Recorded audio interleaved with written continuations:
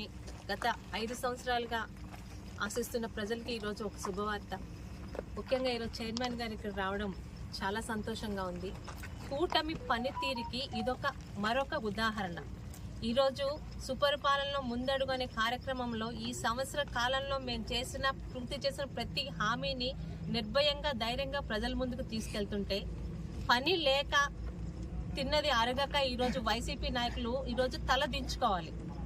మీ హయాంలో కనీసం పనికిరాని రంగులు వేసి దానిలో ఒక్క పని కూడా చేయకుండా, పైగా టిట్కో ఇల్లు మీకు రావు, టిట్కో ఇల్లుకి డబ్బులు కట్టిన వాళ్ళు వెనక్కి తీసుకోమని ఎంతమందిని మోసం చేశారో మోసపోయిన వాళ్ళు కూడా ఈరోజు ఆలోచించాలి. ఆ రోజు మేము చెప్పాం, మళ్ళీ వచ్చేది తెలుగుదేశం ప్రభుత్వమే.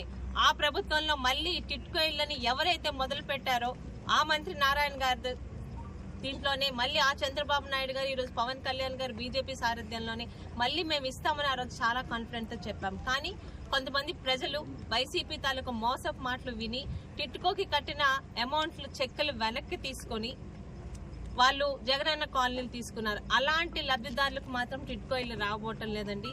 తెలుగుదేశం పార్టీ వస్తుంది, మళ్ళీ మాకు టిట్కో ఇల్లు వస్తుందని నమ్మకం పెట్టుకొని ఉన్న ప్రతి ఒక్కరికి కూడా ఈరోజు చైర్మన్ గారు చెప్పినట్టు ఈ డిసెంబర్ కల్లా ఇప్పుడు ఏవైతే లాస్ట్ స్టేజ్ లో ఉన్నవన్నీ పూర్తి చేసి పండగ కల్లా ఆ లబ్ధిదారులకు మేము గర్వంగా వాళ్ళందరికీ కూడా వాళ్ళ ఇల్లు మేము అప్పచెప్తామని చెప్పడంలోని ఈరోజు పలాస నియోజకవర్గం తరఫున కూటమి తరఫున చెప్పడానికి మేమందరం సంతోషిస్తున్నాం.